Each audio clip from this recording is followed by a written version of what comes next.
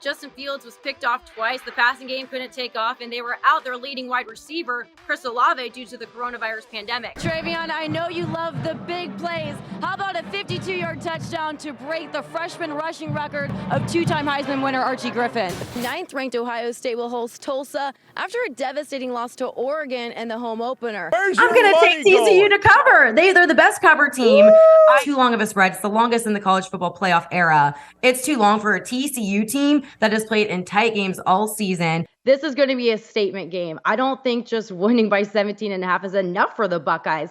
And when you have that trio of the Heisman contender and CJ Stroud, Jackson Smith-Njigba, and Trevion Henderson, you are not winning the AFC North unless you have Joe Burrow as your quarterback. This guy had the worst offensive line, and he went to the Super Bowl, and he could have won the Super Bowl. I'm actually looking at the division odds right now, and I'm stunned. It's very close, but the Ravens and the Browns are tied at plus 200 right now. Just narrowly behind that, plus 210 for the Bengals. But what, that does not make any sense to me. I get it. You have Deshaun Watson. The Browns were long shots before that. It is mind-boggling to me that they're just going to jump way up because they got a quarterback who may or may not going to be around to play, even though he's guaranteed money. What? I've been saying this since the beginning of the season. I don't know why everyone's fading TCU. They've covered the spread week after week. The committee already shunned them from the first CFP rankings. I really like this TCU team, even when their offense wasn't showing up. Their defense really stepped up. As a 2.5-point favorite in this one, I think that's way too short. I'll take them to win by a step. I think everyone's overhyping this UCLA loss. Yes, it was bad. But when you look at the games following that Florida loss, the Utes won by over 35 points in each of those 4 following games. So UCLA is a bad spot for them to look at, but the recency effect has me thinking maybe we look at the body of work. The Utes are a good team. That defense last year, looking into this year, we thought they were going to be one of the top defenses. So looking for them to get back on track, and I have them laying the points. Urban Meyer would never even let me say the word. He would correct me and say, don't say that word. I thought I swear it. And Shelly would have to tell me, you said Michigan. So he really ingrained that into Ryan Day's head. We see them lining up for the podium. It was a 17-point favorite at 11:30. And then as the presser continues, that line dropped to 16 and even some books 17.5 to 16. So there's been lots of movement with that one announcement. Big impact player. I think it's going to definitely have repercussions for the Wildcats. Coach, it's great to see you victorious again here at the Horseshoe, and I know it was a very long week of preparation and making adjustments. Immediate thoughts on how the team performed today? Jim Phillips is going to be the strongest candidate, and I've spoken with some folks inside with the ACC, and he's interested in it. This search committee that they hired is actually the ones who hired him as the ACC commissioner, and you look at the state of the ACC with their TV deal, stuck with ESPN, not getting as much money for their programs, and there's programs that are wanting to get out because it's just such a mess right now that the Big Ten looks very favorable for him. I don't think they deserve it. They have played too close in several games to lesser opponents than Michigan. I do give Michigan all the credit in the world. Jim Harbaugh really turned that program around. They're 24-2 over the past 2 seasons. Only one team in the country has a better record. The team they lost to last year in the playoff, Georgia. Luke Fickell, love him out of Cincinnati. What he did with the Bearcats was remarkable because I think Nebraska's issue isn't so much in recruiting. They do well, but it's more of translating that onto the field. And Luke Fickell is notoriously a great developer because, when you're not in the Power 5, it's a little bit tricky to get those 5-star recruits, and getting 9 draft picks, a school record this past season, really stands out to me. He's my favorite for this one. I'm always going to say that when it's history-based, you've been around longer. So that's where being young works against you. Urban Meyer and Joel Klatt even discussed this last week that according to CDC guidelines, for players in this age bracket, it's more dangerous to play a spring and a fall back-to-back than it is to get COVID-19.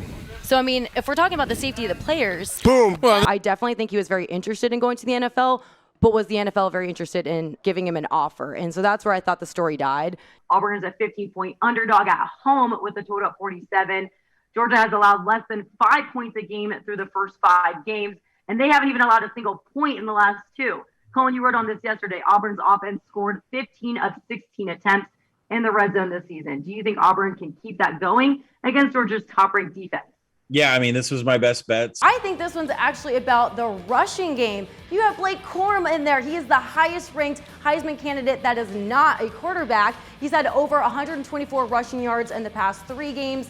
I think he's going to be a key factor in this one. I'm not too hot on these quarterbacks. The passing game isn't that great with them. I think it's going to be Blake that goes off. Could it be a Heisman moment? I'm not sure, but this next game in the SEC, definitely Heisman potential here between Hooker and the reigning Heisman champion. The Bucks put up the best defense in the NBA. The Suns are just number 2 right behind them. So I think this will be a lower scoring game. I'm going to go with the under on this one.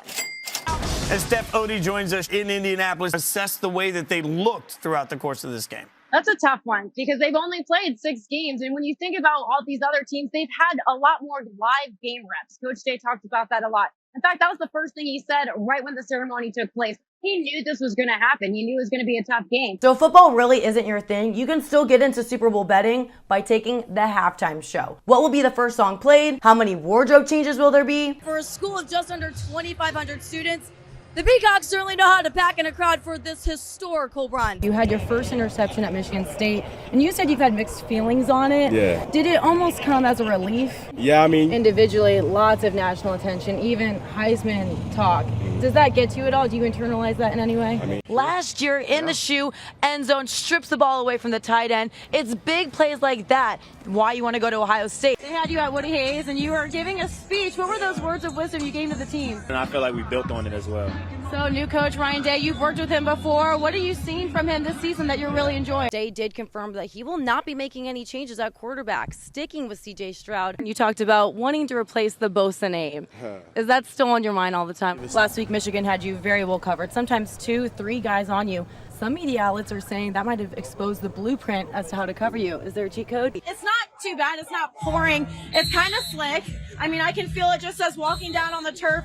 The guys are out here. They're in their rain attire. As Steph Otey joins us in Indianapolis, assess the way that they looked throughout the course of this game. That's a tough one because they've only played 6 games. And when you think about all these other teams, they've had a lot more live game reps. Coach Day talked about that a lot. In fact, that was the first thing he said right when the ceremony took place. He knew this was going to happen. He knew it was going to be a tough game. For a school of just under 2,500 students, the Peacocks certainly know how to pack in a crowd for this historical run. Here at Lucas Oil Stadium, as Ohio State and Northwestern face off for the second time in the Big Ten Championship.